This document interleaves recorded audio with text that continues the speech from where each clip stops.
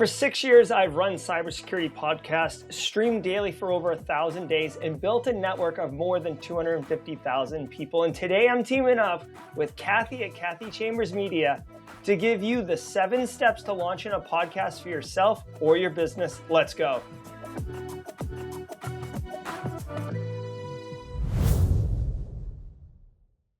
All right, Jerry, let's dive right in. So step 1, you want to have a purpose and a niche. Now, this is the foundation. Without this clarity, everything else becomes kind of harder, like the branding, the guests, content planning, pretty much all of it. And that's where most new podcasters go wrong, right? They try to appeal to everyone, which ironically makes them appeal to no one. So you can't make it all about cybersecurity, right? You need to pick a niche like you did. Yeah, I mean, a niche could be GRC like me, or incident response, SOC life, leadership. It doesn't have to necessarily be like super deep dive technical. You could be talking about career transitions, or even like how cyber is at a small business. When people instantly understand who your podcast is for, you're already winning on the discovery front. Yeah. So you want to ask yourself, like, what is the purpose? Are you doing this for education? Are you doing it for entertaining? Are you trying to give advice? People want to hear your perspective. Yeah. And if you're thinking about starting a podcast, don't think like, oh, what could I possibly do? It's already been covered in someone else's podcast. People aren't tuning in to hear about cyber. They're tuning in to hear your opinion and your take on cyber. So you've got lived experiences, worldviews, and a voice that helps differentiate you and keeps people coming back. That's right. So let's move on to step 2, format and frequency. Now this determines like the rhythm and feel of your show. So you want to decide like, how often am I going to do it? Once a week? Am I going to do it every day? Am I going to do it monthly? Yeah, I mean, common formats that work in cyber are interviews, solo commentary, news roundups, educational deep dives, and panels. I mean, I will say I do daily, and it's very, very difficult. Personally, I think weekly is reasonable. Each format has a different time commitment, though, and editing style. So make sure whatever it is you choose one that you can maintain. And in full disclosure, you may have to mess with it, experiment with it a little bit at the beginning to figure out what works best for you. But if I was going to give a suggestion to you, I'd say weekly is a good start. All right, let's move on to step 3, equipment and setup. So you want to keep it simple, especially when you're just starting out. I think it's, even for me, it was very tempting just to go all out. Best camera, best mic, best gear. But you want to do what you can afford and what's going to get you to hit record faster. Yeah, you definitely don't need a broadcast studio. You might do this podcast and then like in a couple of weeks be like, I don't like doing this. And now you've got all this like capital investment. So all you really need is like a decent USB mic. You can get one for like $100, which is not nothing, but you can get a quality one. In a quiet room with that mic, it can go a real long way. Most listeners really will prioritize clean audio over anything else. If the screen is kind of fuzzy or whatever, that's fine. They're listening to you. So definitely focus on that mic first, and just don't overcomplicate it, right? Trust me, it's easy to fall into that trap because you think you're making progress by buying gear. And in reality, you're just delaying, making your first couple podcasts in the first place. Yeah, because it's really hard not to compare yourself to the people who've made it. So because when you look at the people who have made it, they have the best of the best. So like Jerry said, just make sure that you keep it simple. Audio is key, like you said, because it's hard to watch anything if you can't hear it clearly. Like if people are like leaning into like their speaker to try to understand you, that's not a good thing. And so there's different softwares you could use to help clean up that audio a little bit. GarageBand is a very good starter software. Audacity, Adobe Audition, if you want to go a little bit more pro. Some editing if you are doing the video side and not just the audio side. So you can use DaVinci Resolve, that's free.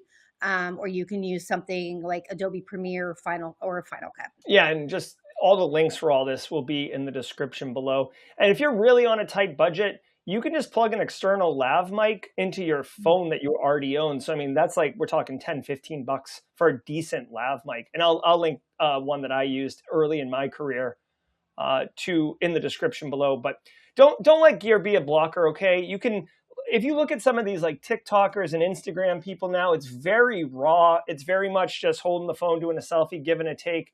A lot of people fail because they want the perfect setup and they think that that's where they need to start. It's just not true. All right, let's move on to step 4, Jerry. Step 4 is to plan your first 10 episodes. This is super important because this gives you a runway into your planning process. It helps you get ahead. And Jerry, you can speak to this. What you don't want to do is try to do it as you go along because you can quickly get behind. Yeah, it can seem appealing to record one and be all excited that you want to just publish it and now this is your cadence. But I can tell you from personal experience, nothing's worse than getting on that cadence, which is great. We're going to go weekly, but then life happens and you're going to publish every Monday, and it's like Sunday at 3 o'clock, and you're like, oh, I haven't done this yet, and then it becomes like a burden and not something, and you'll continue to make it, but then it'll be like not as great a product. So if you can batch it while you have all your gear up and you've got your episodes ready and you have 2, 3, 4 of them kind of in the can, it gives you that runway that Kathy's talking about. So you can feel good and be thinking about like, what do you want to do with your podcast instead of, oh, I've got to record. Moving on to step 5, record, edit, publish. Once you have everything together, you've edited it, you're ready to go, what kind of platforms can people use for their podcast? Yeah, so you do need to do distribution, right? So it has to get out. Now, one thing, if you're doing audio podcast, you don't go to like Spotify and Apple Podcast in order to distribute it. There's actually like a middle tier, and there's platforms that are quite popular like Buzzsprout, Libsyn, Anchor. I personally use transistor.fm, but you put it there and then it kind of pushes out to all the podcast platforms of choice. So you upload it once and it'll go to Apple and it'll go to Spotify and it'll go all the way out there and help track and give you those analytics. But the cool thing is it's automated, so it keeps you from having to upload it several different places. It's very nice. Would you say, Jerry, that that's a simple process? Because when you're looking at how to start a podcast and you see all of these different platforms, you're like, where do I begin? What is your advice for people just to jump right in?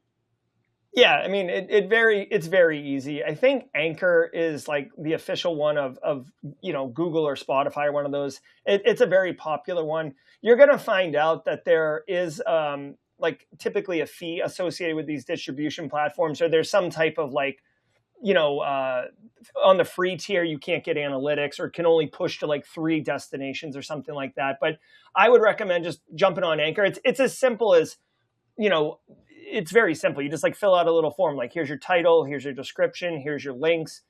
You upload the MP4 of the audio or the audio file, the MP3, and hit post or schedule the post out. And again, getting back to the batching, you literally can schedule it to publish a week from now, 2 weeks from now, 3 weeks from now. So you could literally batch the entire process, not just the creation process. Moving on to step 6, audience building and promotion.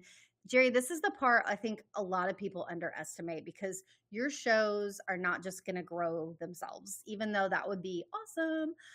That's just not how things work. First of all, I just want to like level set with you as a listener, right? Create your podcast, be excited, but be practical about what your audience response is going to be initially. Like your first video, your first podcast might get 10 views, right? So don't measure yourself against other people in the space because that's not fair. You're doing your thing and it's going to be great.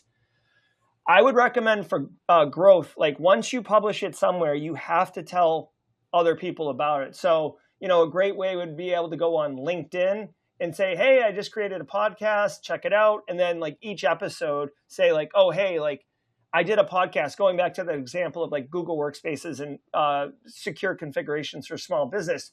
You might say, hey, I just dropped a new podcast. I gave 5 different configurations. Here's the first 2. If you want the next 3, go check out the audio or check out the video or whatever it is. You'll love it. You can repurpose it on LinkedIn. And once you make that little piece of content, you can put it on all your platforms. And a really cool thing is, if you do video, you can like splice out a little piece of your podcast and use it as a short or TikTok or an Instagram, and use the call to action for the person viewing it. Hey, if you want more, there's an entire episode over here, link in the description below. That could be you saying link in the description below. So definitely, absolutely repurpose your content. You've already put in all the work. It's silly not to leverage it. I'm like a huge fan of give me the knowledge in 30 seconds.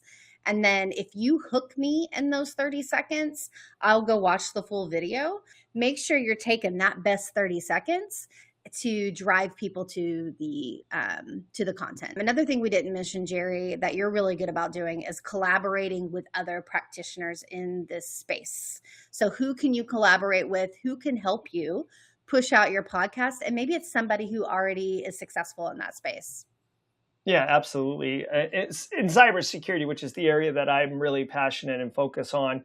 It's very collaborative, right? People aren't trying to step on each other and crush each other.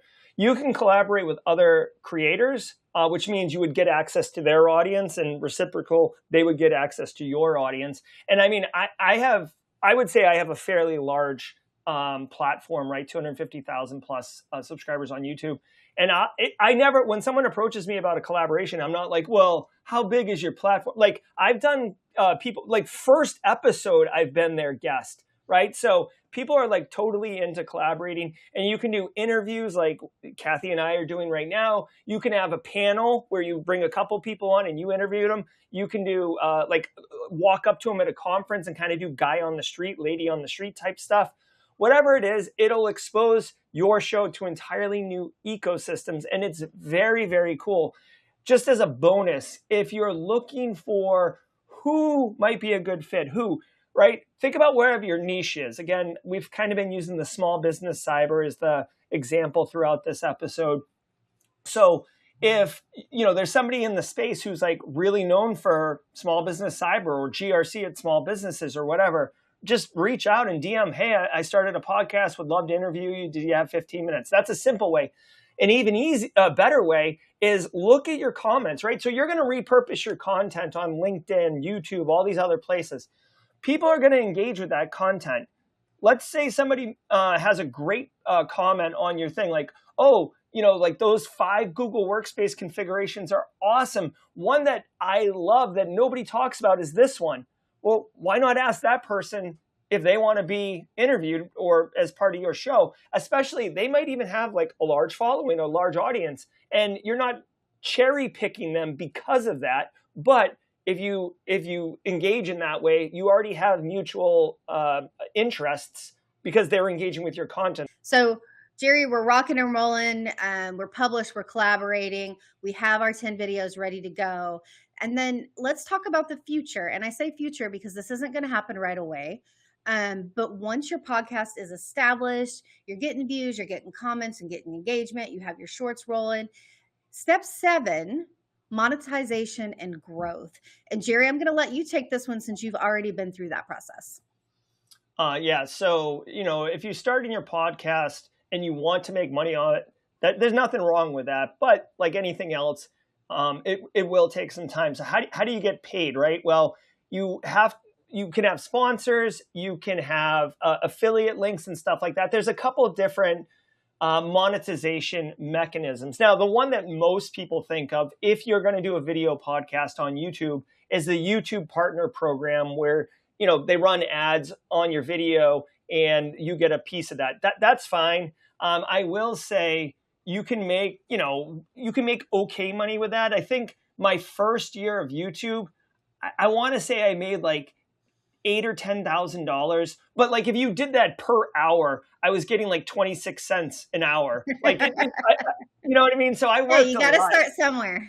Yeah, you got to start somewhere. But I will tell you, the real value of monetization and growth is around sponsorships and partners, right? So like using that Google Workspace example, like let's say you're constantly talking about cybersecurity for small businesses, and a company comes out with a tool that is designed to help small businesses deal with the complexity of cyber. Or, hey, small businesses can't afford enterprise grade tech, but this company makes something that's designed for small businesses. They're going to want to market to those businesses. And what better way than a podcast that is designed to speak to small businesses where that audience already shows up? So this is how you can get into sponsorships. They will reach out to you via email and you begin the discussion and everything like that. And there's no secret formula for how much to charge for those type of engagements. It really depends on what they're asking for. Is it just a 30-second ad read? Is it an injection? Is it like a full review, like you're going to spend the whole episode? Are you bringing someone on from that company to interview? Really depends, but that is, in my opinion, where you can realize the greatest monetary gains from your podcast. And then you can use that money, at least what I was doing, to reinvest back. And we talked earlier in the episode, you don't need the best equipment, but as you start leveling up, you can take that income and start putting it there, because typically most people have a regular job, and the podcast is something that they're doing extra, so that money can be applied there. It's definitely a great opportunity, though, especially in the cybersecurity field. A lot of the times when you're talking about those brand partnerships, they're not saying like, how many people do you have? They said, how many people are actually watching? How Yep. many people are clicking the video and watching it for a certain amount of minutes? That's what they want to see. So I'm saying all that to say this. Don't be afraid to start reaching out for those kind of partnerships when you feel like you have momentum and you have something going. You do not need to be a top influencer to start getting some of those brand partnerships in. When you say, Jerry, I mean, you didn't start out with 200,000, 256,000 followers. That's not how you started. No, it's 100%, because I feel like, you're watching this video right now and you might be thinking of like Mr. Beast or, Linus Tech Tips or something like that. And sure, yeah, they've got sponsors and everything like that. But think about it this way. Imagine if you own a business that sells some type of product, right? How excited would you be for you run a webinar and 700 people show up, right? Think about that. Like, that's like an overflowing room. Like, you'd be happy if 50 people showed up, right? 50 people that are your target, buyer or ICP, they say in marketing, but like basically the person that you most want to talk to is in the room, and you got 50 of them. You'd love that. So if you do a video that, if you have a subscriber base of 1,000, that's like 1,000 people that are into your niche. And if you run a video or a live stream or something and it gets 1,000 views, like, to the vendor, to the person trying to work with you to get their product in front of an audience, that's like 1,000 people who are the right people. So definitely don't get confused, because I feel like a lot of people, even myself, used to be like, oh, it's pay per click and it's how many impressions do I get? It's not really that when we're talking about a niche like cybersecurity and whatever that dimension of cyber is that you're into. So whatever you end up selecting for your focus of your podcast, just think about like, who would be interested in partnering with me to basically have my audience know about them. Yes. So please take these 7 steps, work your way through them, take your time, make sure you're planning, make sure that you're not trying to be perfect. You're just getting things out there, build your audience, cut those clips. And then once you get things rolling, if you guys could, maybe your first show or something, feel free to drop it in the comments. So we can see it, because that's how the community grows. And we're here to help you. So please drop your podcast, even if it's the first one. That way we see it, our audience sees it, and then we can all grow this space together. Yeah, absolutely. Great tips, Kathy. I'm excited to see what people do with it. Enjoy, and set your podcast up in 2026. Let's go.